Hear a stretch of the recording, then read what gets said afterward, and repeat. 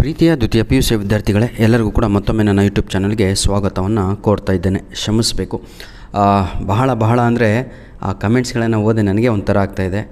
ಕ್ಷಮಿಸಬೇಕು, ಯಾಕಂದರೆ ಸಮಯ ಸಿಗ್ತಾ ಇಲ್ಲಪ್ಪ. ನಿಮಗೆಲ್ಲ ಏನೇನೋ ಇಂಪಾರ್ಟೆಂಟ್ ಅದು ಇದು ಅಪ್ಲೋಡ್ ಮಾಡಬೇಕು ಅಂತ ಇದ್ದೀನಿ, ಆದರೆ ಸಮಯವಿಲ್ಲ. ನಾನು ಬೇರೆಯವರ ರೀತಿಯಲ್ಲಿ ಕೇವಲ ಯೂಟ್ಯೂಬನ್ನೇ ನಂಬ್ಕೊಂಡಿಲ್ಲ.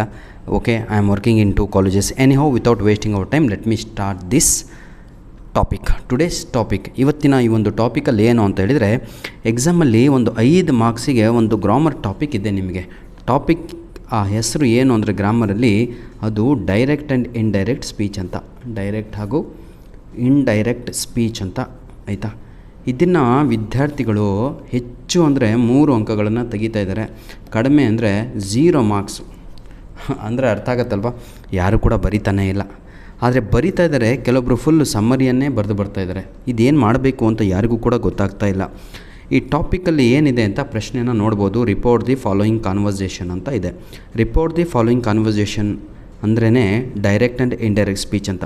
ಪ್ರಶ್ನೆ ಎದರಲ್ಲಿದೆ ಅಂದರೆ, ಪ್ರಶ್ನೆ ಕೊಟ್ಟಿರುವ ಪ್ರಶ್ನೆ ಇದು ಡೈರೆಕ್ಟ್ ಸ್ಪೀಚಲ್ಲಿದೆ.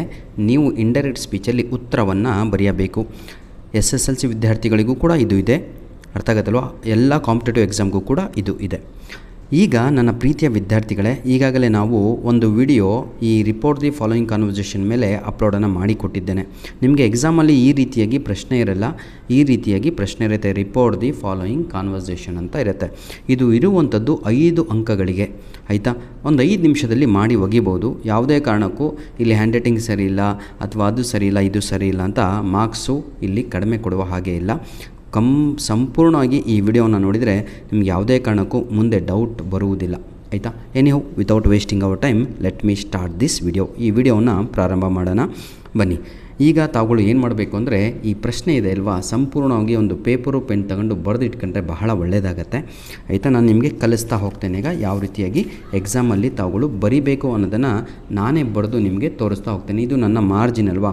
ನಿಮಗೆ ಎಕ್ಸಾಮಲ್ಲಿ ಕ್ವಶನ್ ನಂಬರ್ ಏನು ಅಂತ ಹೇಳಿದರೆ 34. ಕ್ವಶನ್ ನಂಬರ್ ಏನು ಎಕ್ಸಾಮ್ನಲ್ಲಿ 34. ಕ್ವಶನ್ ನಂಬರ್ 34 ಅಂತ ನೆನ್ಪಿಟ್ಕೊಳ್ಳಿ. 34 ಪ್ರಶ್ನೆಗೆ ಯಾವ ರೀತಿಯಾಗಿ ಆನ್ಸರ್ ಬರೀಬೇಕು ಅಂತ ಹೇಳ್ತಾ ಹೋಗ್ತೇನೆ ಈಗ ಕ್ಲಿಯರಾಗಿ ನೋಡಿ, ಆಯಿತಾ. ಇದು ಪ್ರಶ್ನೆ ಅಲ್ವಾ. ಈಗ ನಾನಿಲ್ಲಿ ಆನ್ಸರ್ ಬರೀತಾ ಹೋಗ್ತೇನೆ ನೋಡಿ. ಡಾನ್ ಗಾನ್ಝಲೋ, ಭಾಳ ಈಸಿ. ಡಾನ್ ಗಾನ್ಝಲೋ ಕಾಣ್ತಾ ಇದೆ ಅಲ್ವ ಎಲ್ಲರಿಗೂ? Very good. ಡಾನ್ ಗಾನ್ಝಲೋ ಮಾತಾಡಿದ್ಯಾರಿಗೆ? ಡೋನಾ ಲಾರೆಗೆ. ಏನಂತ? Are you speaking to me madam, ನನಗೆ ಮಾತಾಡ್ತಾ ಇದ್ದೀರಾ ಅಂತ ಡಾನ್ ಗಾನ್ಝಲೋ ಕೇಳ್ತಾನೆ. ಹಾಗಾಗಿ ಡಾನ್ ಗಾನ್ಝಲೋ ಆಸ್ಕ್ಡ್, ನೋಡಿ ಆಸ್ಕ್ಡ್ ಅಂತ ಬರೀಬೇಕು. ಆಸ್ಕ್ಡ್ ಯಾರಿಗೆ? Donna Laura, LAURA. ಇಷ್ಟು ಬರೆಯೋದನ್ನು ತಾವುಗಳು ಫಸ್ಟು ಕಲಿಬೇಕು. ಏನಂತ ಬರೆದೆ ನಾನೀಗ ನೋಡಿ, Don Gonzalo asked Dona Lara. ಏನಂತ? ಈಗ ಬಹಳ ಜನ ಇಲ್ಲಿ ದಟ್ ಅಂತ ಹಾಕಿ ಬರೀತೀರ. ನಾನು ಅದನ್ನು ತಪ್ಪು ಮಾಡೋದನ್ನೇ ಫಸ್ಟ್ ಬರಿತೀನಿ, ಆಯಿತಾ.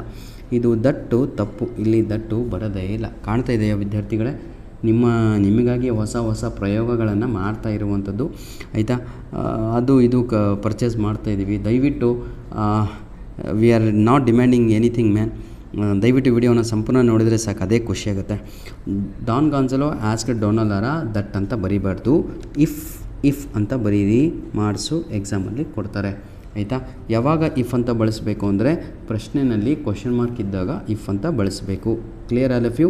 ಇದು ಎಸ್ ಆರ್ ನೋ ಕ್ವಶನ್ ಅಂತ ಹೇಳ್ತೀವಿ ನೋಡಿ. Are you speaking to me, are you listening ಅಂತ ನಾನು ನಿಮ್ಗೆ ಕೇಳಿದರೆ ಎಸ್ ಆರ್ ನೋ ಅಂತ ಹೇಳ್ತೀರಾ. ಎಸ್ ಆರ್ ನೋ ಪ್ರಶ್ನೆಗಳಿಗೆ ಇಫ್ ಅಂತ ಬಳಸಬೇಕು, IF, ಆಯಿತಾ. Clear all of you? If. ನೋಡಿ ಈಗ ನಾನು ಬರಿತೀನಿ. ಇಲ್ಲಿ ಮಕ್ಕಳಿಗೆ ತೊಂದರೆ ಆಗ್ತಾಯಿದೆ. ನಾನು ಡೈರೆಕ್ಟಾಗಿ ಆನ್ಸರ್ ಬರಿತೀನಿ ಈಗ ನೋಡಿ. If she was speaking to him ಅನ್ನುವಂಥದ್ದು ಉತ್ತರ. ಇಷ್ಟು, ಇದಕ್ಕೆ 1 ಮಾರ್ಕ್ಸ್ ಸಿಗತ್ತೀಗ. ಅರ್ಥ ಆಗತ್ತಲ್ವ? ಟೀಚರು ಏನೂ ಇಲ್ಲ, ಇದ್ರ ಮೇಲೊಂದು ಟಿಕ್ ಹಾಕ್ತಾರೆ, ಇದ್ರ ಮೇಲೊಂದು, ಇದ್ರ ಮೇಲೊಂದು, ಇದ್ರ ಮೇಲೊಂದು ಟಿಕ್ ಹಾಕ್ಬಿಟ್ಟು ನಿಮಗೆ ಇಲ್ಲಿ 1 ಅಂಕಗಳನ್ನು ಕ್ರೆಡಿಟ್ ಮಾಡ್ತಾರೆ. ಯಾಕಂದರೆ ಇದು ಇರುವಂಥದ್ದು 1 2 3 4 5 ನೋಡಿ, ಇಲ್ಲಿ 2 ಸೆಂಟೆನ್ಸ್ ಇದೆ ಇದರಲ್ಲಿ. ಹಾಗಾಗಿ 5 ಅಂಕಗಳಿಗಿದೆ. ಪ್ರತಿಯೊಂದು ಲೈನಿಗೆ ನಿಮಗೆ 1 ಅಂಕಗಳು ಸಿಗುತ್ತೆ. ಹಾಗಿದ್ದರೆ ಇದು ನಾನು ಯಾವ ರೀತಿಯಾಗಿ ಬರೆದೆ ಅಂತ ನಿಮಗೆ ತಿಳಿಸ್ಬೇಕು. ಯಾಕಂದರೆ ಆನ್ಸರು ನಿಮ್ಮ ಗೈಡಲ್ಲೂ ಕೂಡ ಇದೆ, ಹೌದಲ್ವಾ. ಆನ್ಸರ್ ನಿಮ್ಮ ರ್ಯಾಂಕ್ ಸ್ಟೂಡೆಂಟ್ಸ್ ಕೂಡ ಹೇಳ್ಕೊಡ್ತಾರೆ. ಆದರೆ ಯಾವ ರೀತಿಯಾಗಿ ಬರಿಬೇಕು ಅಂತ ಹೇಳ್ಕೊಡ್ತೇನೆ ಕೇಳಿ. ಯಾವಾಗ ನಿಮಗೆ ಕ್ವಶನ್ ಮಾರ್ಕ್ ಬರುತ್ತೋ ಎಸ್ ಆರ್ ನೋ ಕ್ವಶನಲ್ಲಿ ನೋಡಿ, ಕ್ವಶನ್ ಮಾರ್ಕ್ ಹಾಕಿದ್ರಾ, ಆಯಿತಾ. ಇಲ್ಲಿ ಫಸ್ಟು ವರ್ಬನ್ನು ಸರ್ಕಲ್ ಹಾಕಬೇಕು. ಹಾಕಿದ್ನ ನಂತರದಲ್ಲಿ ಒಂದು ಪ್ರೊನೌನ್ ಸರ್ಕಲ್ ಹಾಕೊಳ್ಳಿ, ಇನ್ನೊಂದು ಪ್ರೊನೌನ್ ಇದೆ ಅದು ಕೂಡ ಸರ್ಕಲ್ ಹಾಕಬೇಕು. ಈ 3 ಕೂಡ ಸರ್ಕಲ್ ಹಾಕಬೇಕು. ನೋಡಿ, ಒಂದು ವರ್ಬ್ ಇದೆ, ಪ್ರೊನೌನ್ ಎಷ್ಟು ಬರ್ತಾವೋ ಅಷ್ಟು ಪ್ರೊನೌನ್ಸ್ಗಳನ್ನು ಸರ್ಕಲ್ ಹಾಕಂತ ಹೋಗಿ. ಆಯಿತಾ. ಒಂದು ಕ್ವಶನ್ ಮಾರ್ಕ್.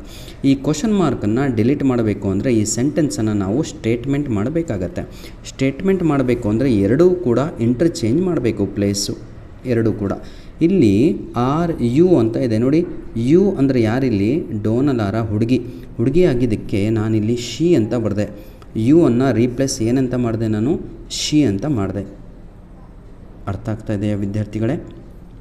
ಈಗ ಇಲ್ಲಿ ತೋರಿಸ್ತೀನಿ ನೋಡಿ. ಯು ಅಂತ ಬಂದರೆ ನಿಮಗೆ ಎಕ್ಸಾಮಲ್ಲಿ ಹಿ ಅಂತ ಚೇಂಜ್ ಮಾಡಬೇಕು ಅಥವಾ ಶಿ ಅಂತ ಚೇಂಜ್ ಮಾಡಬೇಕು. You changes to he or she ಅಂತ ಹೇಳ್ತೀವಿ. ಹುಡುಗಿ ಇದ್ದರೆ ಶಿ ಅಂತ ಬರೀಬೇಕು, ಹುಡುಗ ಬಂದರೆ ಹಿ ಅಂತ ಬರೀಬೇಕು, ಹೌದಲ್ವಾ?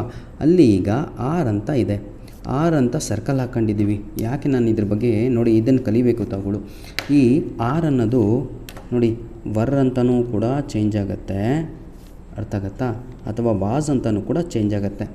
ಈಗ ಅಲ್ಲಿ ಹಿ ಶಿ ಅಂತ ಬಂದಿದ್ದಕ್ಕೆ ಸಿಂಗ್ಯುಲರು ವಾಸ್ ಅಂತ ತಗೋಬೇಕು, ಇಲ್ಲಿ ದೇ ಅಂತ ಬಂದರೆ ವರ್ ಅಂತ ತಗೋಬೇಕು. Clear all of you? ಈಗ ನಾವು ಉತ್ತರವನ್ನು ತೋರಿಸ್ತೇನೆ. ಈಗ ನೋಡಿ, ಆಯಿತಾ? ನೋಡಿ, Don Gonzalo asked Dona Lara if she was speaking to him ಹೆಂಗಾಯಿತು ಅಂತ ನೀವು ಕೇಳ್ತೀರಾ. ಈಗ ಮೀ ಅಂದರೆ ಯಾರು? ಡಾನ್ ಗಾನ್ಜಲೋ ಹುಡುಗ ಅಲ್ವಾ? ಆಯಿತಾ? ನೀವು ಇಲ್ಲಿ ಫಸ್ಟ್ ಪರ್ಸನ್ನು ಸೆಕೆಂಡ್ ಪರ್ಸನ್ನು ಮಾತಾಡ್ತಾ ಇದ್ದಾರೆ ನೋಡಿ. ಇವರು ಫಸ್ಟ್ ಪರ್ಸನ್ನು ಹೌದಲ್ವಾ? ಇಬ್ಬರು ಕೂಡ ಮಾತಾಡೋದನ್ನು ಕೇಳ್ಕೊಂಡು ಥರ್ಡ್ ಪರ್ಸನ್ ಇಲ್ಲಿ ಮಾತಾಡುವಂಥದ್ದು. ಹೇಗೆ ಅಂತ ಹೇಳಿದರೆ ಚಾಡಿ ಹೇಳುವಂಥದ್ದು. ಈಗ ನಾನು ಚಾಡಿ ಹೇಳ್ತಾ ಇದ್ದೀನಿ ಕೇಳಿ. ಯಾರ ಬಗ್ಗೆ?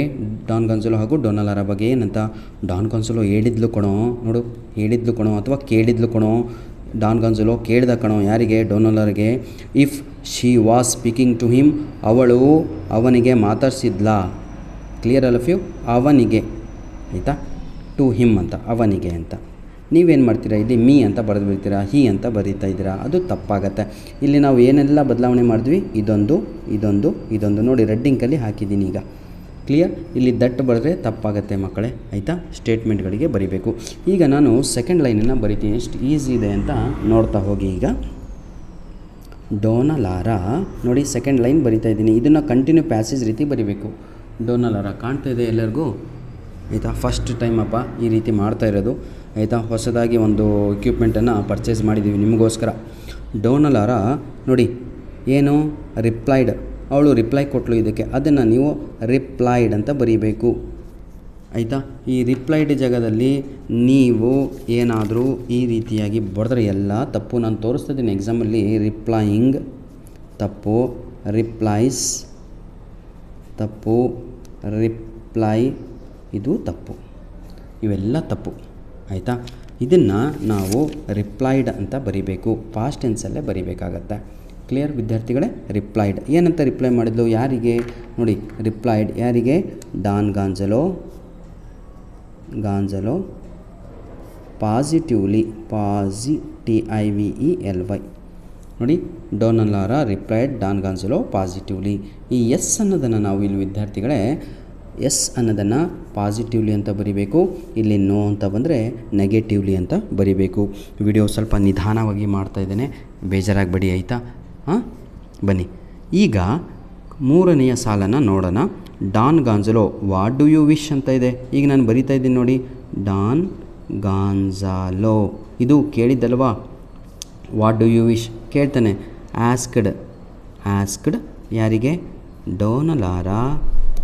ಡೋನಲಾರಿಗೆ ಕೇಳ್ತಾನೆ. ಡೋನಲಾರ ಹೌದಲ್ವಾ? ಏನಂತ ಕೇಳ್ತಾನೆ?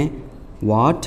ನೋಡಿ ಪುಟ, ಇದು ನಾನು ಏನು ಎಕ್ಸ್ಟ್ರಾ ಬಳಸಲೇ ಇಲ್ಲ, ದಟ್ಟು ಬಳಸಲಿಲ್ಲ, ಇಫು ಬಳಸಲಿಲ್ಲ, ಯಾಕಂದರೆ ರೆಡಿ ಇದೆ ಇಲ್ಲಿ WH ವರ್ಡ್ ಇದು. ವಾಟ್ ಶಿ ನೋಡಿ, ಡಾನ್ ಗಾನ್ಜಲೋ ನೋಡಿ ಡೋನಲಾರ ಅವಾಗ ಓಕೆ, ಡಾನ್ ಗಾನ್ಜಲೋ ಡೋನಲಾರ ಕೇಳ್ತಾನೆ ನಿನಗೇನು ಬೇಕು ಅಂತ. ಡಾನ್ ಗಾನ್ಜಲೋ ಆಸ್ಕ್ಡ್ ಡೋನಲಾರ ವಾಟ್ ಕಾಣ್ತಾ ಇದೆ ಎಲ್ಲರಿಗೂ? What she wished. ಬೇಜಾರಾಗಬೇಡಿ, ಸ್ವಲ್ಪ ಸಮಯ ಜಾಸ್ತಿ ತಗೊಂತ ಇದ್ದೀನಿ. ಇಷ್ಟೇಪ್ಪ ಆನ್ಸರು. ಅಲ್ಲಿ ಏನಿತ್ತು ಗೊತ್ತಾ, ಕ್ವಶನಲ್ಲಿ ವಾಟ್ ಡೂ ಯು ವಿಶ್ ಅಂತ ಇತ್ತು, ವಾಟ್ ಶಿ ವಿಶ್ಡ್ ಅಂತ ಬರೆದೆ. ಹೇಗೆ ಬರೆದೆ ಅಂತ ನಾನು ನಿಮಗೆ ತೋರಿಸ್ತೇನೆ ನೋಡಿ. ಈಗ ಇದು ತೋರಿಸ್ಬೇಕು ಅಂದರೆ ಇನ್ನೊಂದು ಪೇಜ್ ಬೇಕಾಗತ್ತೆ, ಯಾಕಂದರೆ ಕಲಿಬೇಕು ಅಂದರೆ ಪ್ರಾಕ್ಟೀಸ್ ಅಲ್ವಾ. ನೋಡಿ, ವಾಟ್ ಡೂ ಯು ವಿಶ್ ಅಂತ ಇತ್ತಲ್ವಾ ವಿದ್ಯಾರ್ಥಿಗಳೇ, ಕಾಣ್ತಾ ಇದೆ ಅಲ್ವಾ. ಇದನ್ನು ಡಿಲೀಟ್ ಮಾಡಬೇಕು ಅಂದರೆ ಇಂಟರ್ಚೇಂಜ್ ದ ಪ್ಲೇಸ್ ಅಂತ ಹೇಳಿದೆ.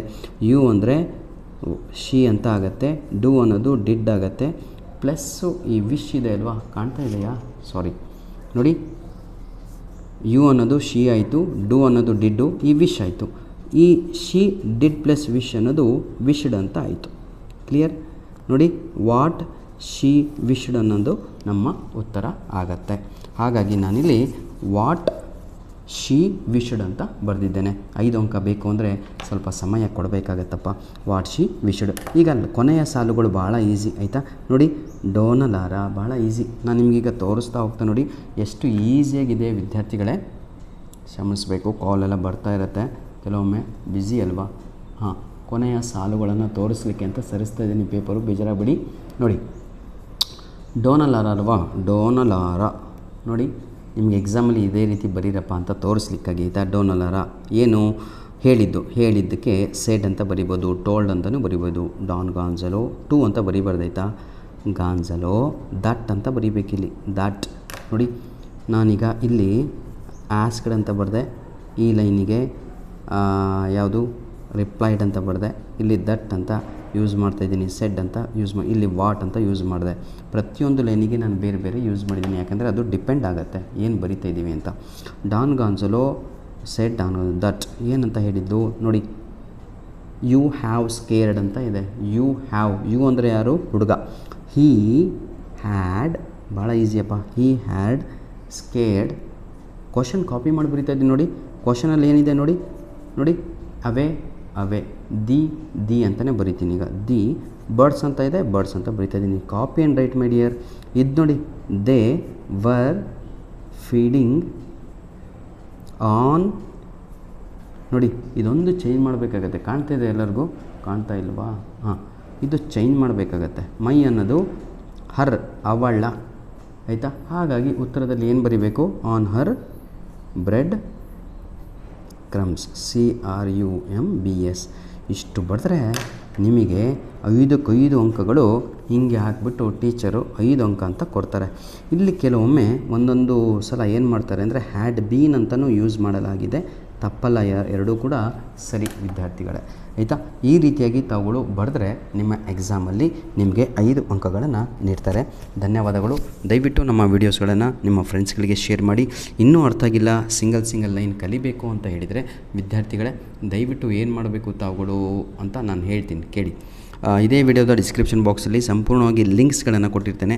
ಬೇರೆ ಬೇರೆ ಗ್ರಾಮರ್ ಟಾಪಿಕ್ ಯಾವುದು ನಿಮ್ಮ ಆ್ಯನ್ಯುವಲ್ ಎಕ್ಸಾಮಿಗಿದೆಯೋ ಆಯಿತಾ, ಅದನ್ನು ಚೆನ್ನಾಗಿ ಓದಿ ಚೆನ್ನಾಗಿ ಕಲೀರಿ ಅಂತ ಹೇಳ್ತಾ ವಿಡಿಯೋನ ಇಲ್ಲಿಗೆ ಮುಗಿಸ್ತಾ ಇದ್ದೇನೆ. ಕ್ಷಮಿಸಬೇಕು, ನಿಮ್ಮ ಅಮೂಲ್ಯವಾದ ಸಮಯವನ್ನು ನಾನು ಜಾಸ್ತಿ ತಗೊಂಡಿದ್ದೇನೆ. ಹಾಗಾಗಿ ಆಯಿತಾ, ಗಾಡ್ ಬ್ಲೆಸ್ಸು. ಎಲ್ಲರಿಗೂ ಸಂಪೂರ್ಣವಾಗಿ ಕಾಣ್ತಾ ಇದೆ ಅಂದ್ಕೊಂಡಿದ್ದೀನಿ ಆಯಿತಾ. ನೋಡಿ, ಇದು ನನ್ನ ಉತ್ತರ 5 ಮಾರ್ಕ್ಸಿನ, ಇದು ನಮ್ಮ ಪ್ರಶ್ನೆ, ಹೌದಲ್ವಾ. ಧನ್ಯವಾದಗಳು ಪ್ರೀತಿಯ ವಿದ್ಯಾರ್ಥಿಗಳೇ. God bless you all.